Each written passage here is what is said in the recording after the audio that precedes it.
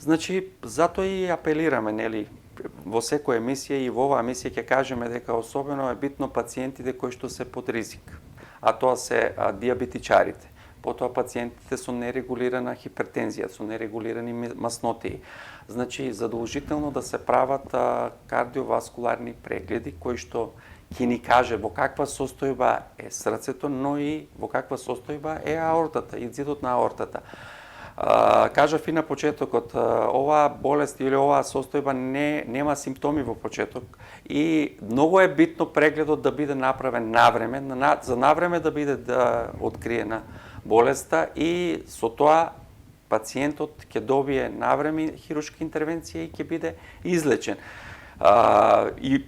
се разбира, и освен пациентите под ризик, убаво е сите ние, значи, барем еднаш во годината да направиме